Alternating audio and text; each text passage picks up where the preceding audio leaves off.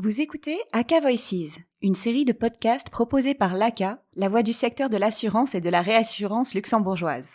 Nous sommes ravis de vous accueillir dans cette série de podcasts dédiés aux principaux enjeux et défis du secteur. Le secteur de l'assurance et de la réassurance est une composante essentielle de l'écosystème financier luxembourgeois. À travers ces épisodes et voix d'experts, nous vous proposons de découvrir les différentes propositions que l'ACA porte en vue des élections législatives d'octobre 2023 pour que le secteur conserve son attractivité, son dynamisme et serve au mieux les intérêts sociaux du pays. Bonjour à tous, je suis Laura Barre, conseillère juridique au sein de l'ACA. Le thème que nous allons aborder aujourd'hui est celui de la défense de la libre prestation de services et de la liberté d'établissement. Et pour parler de ce sujet, j'ai le plaisir d'accueillir Alexandre Draznieks, CEO de Cardiff LuxVie et administrateur de l'ACA. Bonjour Alexandre. Bonjour Laura. Avant de commencer, et pour que nos auditeurs aient une bonne compréhension du sujet, il convient de définir chacune de ces deux notions. Tout d'abord, la liberté de prestation de services, ou LPS, est définie comme la faculté pour une entreprise agréée d'un État membre d'offrir ses services sur le territoire d'un autre État membre sans y être établi. Donc dans notre cas, il s'agit pour une compagnie d'assurance luxembourgeoise de vendre des contrats d'assurance à des résidents d'autres pays européens. D'autre part, la liberté d'établissement est la liberté pour une entreprise établie dans un État membre de créer ou de transférer une installation stable dans un État membre autre que l'État membre d'origine. Une compagnie d'assurance luxembourgeoise peut donc par exemple établir une succursale dans un autre État membre pour distribuer ses produits d'assurance localement par exemple. Donc la première question que j'ai envie de te poser, Alexandre, c'est pourquoi est-ce que ces deux mécanismes sont si importants pour le marché de l'assurance luxembourgeois ? Merci Laura. Oui, alors ce sont deux mécanismes capitaux. Et je pense que la meilleure façon de se rendre compte de ça, c'est d'abord de citer quelques chiffres. En 2022, les assureurs luxembourgeois ont collecté à peu près 40 milliards d'euros de primes. Et sur ces 40 milliards d'euros de primes donc collectées en 2022, il y en a 90% à peu près qui sont justement liés à ces deux mécanismes et qui sont liés à l'activité internationale des assureurs luxembourgeois.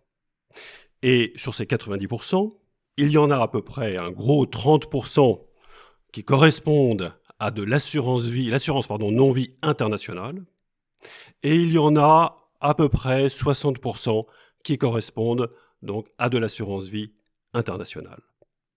Alors, au-delà de ces chiffres, je voudrais faire donc un commentaire, à savoir que sur cette partie justement assurance vie internationale, donc les 60% des 90%, c'est une brique essentielle de l'écosystème présent au Luxembourg de ce qu'on appelle le wealth management ou de la gestion patrimoniale.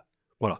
L'assurance vie internationale est vraiment, au-delà même des chiffres, vraiment une brique très très essentielle au cœur du système, au cœur de l'écosystème, donc de tout ce qui est la gestion patrimoniale luxembourgeoise. Voilà, et ça, on peut dire que c'est une spécificité luxembourgeoise, en effet, dans la mesure où les assureurs ici se sont spécialisés dans ce mode de fonctionnement ou ce mode de distribution, on y reviendra après, je pense, depuis à peu près un quart de siècle, 25 ans, ils ont, on va dire, développé cette expertise et cette spécificité. Mais du coup, pourquoi est-ce que c'est une spécificité qui est particulièrement luxembourgeoise ? Ce dont il faut se rendre bien compte, je pense, c'est que le Luxembourg est un véritable centre d'expertise et centre de compétences dans ce domaine. Il y a un véritable savoir-faire qui a été développé au cours des années et qui profite à tout le monde, j'ai envie de dire, à l'économie luxembourgeoise, mais également évidemment aux autres distributeurs et puis finalement aux acteurs européens. Et c'est justement grâce à la LPS, donc à la libre prestation de services, que cette expertise ou ce savoir-faire peut se propager, se diffuser, s'exporter à travers donc le reste de l'Europe, depuis le Luxembourg. Je voudrais à ce propos donner un exemple qui, je pense, permettra de se rendre compte concrètement à quoi ça correspond, ce savoir-faire et cette expertise. Dans la gestion patrimoniale ou dans la gestion de fortune, donc dans le wealth management, évidemment, on s'adresse à des segments de clientèle qui, pour beaucoup, naviguent ou plutôt changent d'un pays à l'autre au cours de leur carrière, au cours de leur vie, sans parler évidemment, souvent ils ont des familles, on va dire, qui sont un peu réparties, on va dire, à travers différents pays, et particulièrement donc en Europe. Et justement, l'expertise qui est au Luxembourg, c'est une expertise de savoir comment gérer cette mobilité internationale. On a les experts, on a les gens qui permettent de dire à ses clients, donc à ses segments de clientèle, comment adapter leurs contrats, la façon dont ils gèrent leur patrimoine pour tenir compte de ces différentes spécificités donc, liées à la mobilité internationale. Et cette expertise-là, le Luxembourg la possède et elle s'exporte donc à travers ou grâce à la LPS. Voilà, et je dirais que à la fin, bien sûr, il y a évidemment donc une distribution, il y a évidemment une forme de... On distribue des produits, évidemment, on va dire, dans d'autres pays, mais ce dont il faut bien se rendre compte, c'est que ça répond à un besoin fort, à une appétence de la part de ces segments de clientèle. En d'autres termes, il y a un intérêt pour le client, évidemment, on va dire, à ce que le Luxembourg distribue donc ce genre de contrat, on va dire, dans le reste de l'Europe. Il y a un intérêt véritable, une appétence, une demande pour ce genre de choses. Oui, effectivement, et ce dont on peut se rendre compte parfois, c'est qu'il y a, que les principes de la libre prestation de services et de la liberté d'établissement, ils peuvent être critiqués parce qu'ils accroissent la concurrence entre les acteurs européens. Bien sûr, mais il faut également se rendre compte d'une chose extrêmement importante. C'est que libre prestation de services, liberté d'établissement, ce sont deux libertés européennes fondamentales. Ce sont deux piliers du marché unique, on va dire, qui a été créé donc par l'Union européenne. Et à ce titre-là, elles sont vraiment ancrées, enfin plutôt ces deux piliers sont vraiment ancrés dans les traités européens et garantis par les traités européens. Donc bien sûr, il y a de la concurrence. Évidemment, ça crée de la concurrence. Mais fondamentalement, c'est de la concurrence qu'il faut garder et qui apporte un véritable plus aux consommateurs ou plutôt donc aux clients finaux. Oui, donc je comprends bien d'après ce que tu nous expliques, effectivement, la LPS, elle crée une concurrence qui est saine parce qu'elle bénéficie donc aux consommateurs européens. Mais ce qu'on peut observer aussi parfois, c'est qu'elle fait l'objet d'attaques qui sont plus ciblées de la part de certains pays sous la forme, par exemple, de mesures protectionnistes. Ça peut prendre la forme d'un reporting ou d'obligations locales supplémentaires par rapport à ce qui est déjà requis dans l'État membre d'établissement, de taxes supplémentaires, etc. Et l'objectif de telles mesures, clairement, c'est de rendre plus difficile ou plus contraignant l'accès de ces compagnies étrangères au marché local, et donc de décourager finalement l'usage de la LPS au profit des acteurs locaux. C'est un protectionnisme qui est parfois accru chez certains pays et qui va à l'encontre, comme tu l'exprimais, des grands principes européens. Et dans ce contexte, on comprend bien que c'est très difficile pour une compagnie de manière isolée de lutter contre de telles attaques et qu'une action de place, elle est souvent plus efficace. Donc il y a plusieurs types d'actions possibles et quand il s'agit d'initiatives qui peuvent bénéficier à tout le marché, l'ACA a son rôle à jouer et peut être mandaté par ses membres pour agir et lutter activement contre certaines de ces atteintes. Alors Alexandre, est-ce que tu peux nous indiquer par exemple comment s'organise la place luxembourgeoise face à ces remises en cause de la LPS ? Oui, bien sûr, Laura, et je crois que tu as tout à fait raison. Il y a trois niveaux en réalité de coordination ou d'action, on va dire, justement pour défendre la LPS. Bon, le premier niveau est celui que tu mentionnais, à savoir c'est donc l'ACA, donc l'Association des compagnies d'assurance, qui collectivement s'organisent pour faire du lobbying. Alors, c'est aussi simple que ça.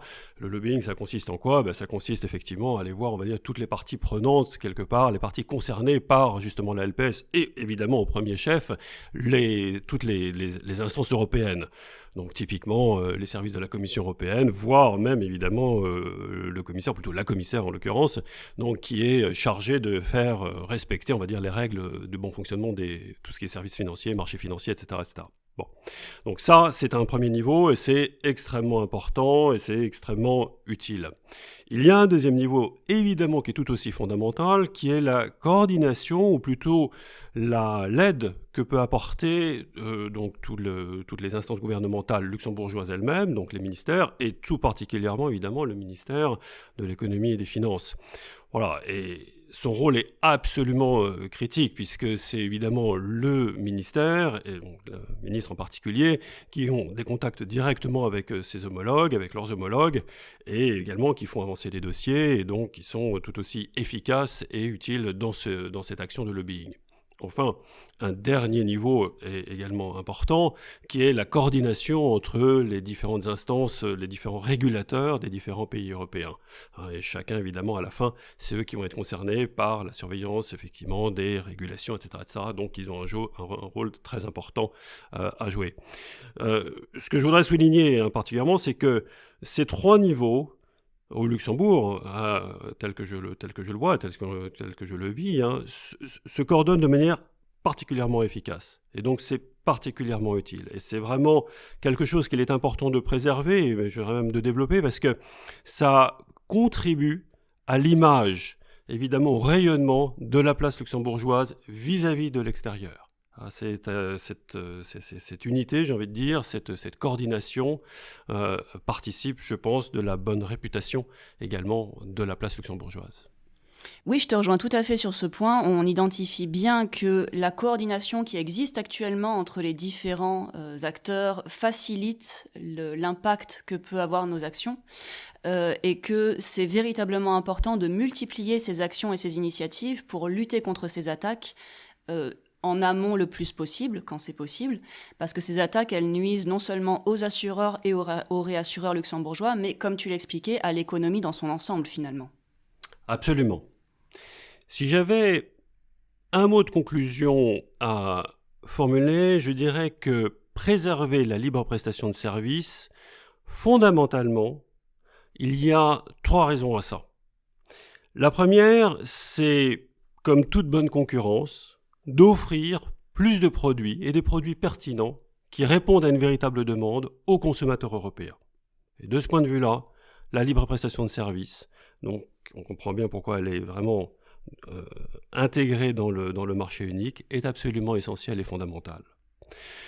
La deuxième raison pour laquelle il faut préserver la LPS, c'est également pour préserver la compétitivité du Luxembourg. On le disait, je le disais au début, le Luxembourg s'est notamment construit sur ce modèle de distribution-là, donc lié notamment à tout ce qui est l'industrie donc, de la gestion patrimoniale. Et donc préserver la LPS, c'est aussi préserver la compétitivité du Luxembourg et in fine son rayonnement en Europe. Enfin, et c'est lié à ce dernier point, c'est la troisième raison, c'est que il en va de la place financière du Luxembourg elle-même et de son industrie, et la richesse de son écosystème, on va dire son écosystème très internationalisé, très international, justement, est nécessaire pour pouvoir offrir et bien offrir tout ce que l'on peut à travers la libre prestation de services. Effectivement, ça me semble être une très bonne conclusion et c'est pourquoi, dans l'optique des élections législatives à venir, la revendication de l'ACA, c'est de continuer la défense active au niveau européen du principe de libre prestation de services et de liberté d'établissement et du maintien de la supervision des sociétés d'assurance et de réassurance par le régulateur du pays d'origine. Merci beaucoup Alexandre. Merci Laura. Merci d'avoir écouté cet épisode. Nous espérons qu'il a répondu à vos attentes sur le sujet. Retrouvez cet épisode ainsi que l'ensemble des revendications que l'ACA porte en vue des élections législatives d'octobre 2023 à travers un dossier dédié disponible sur le site www.aca.lu. N'hésitez pas à contribuer au rayonnement du secteur et des sujets qui s'y rattachent en partageant cet épisode et en rejoignant la communauté sur notre page LinkedIn ACA Luxembourg. Rendez-vous au prochain épisode.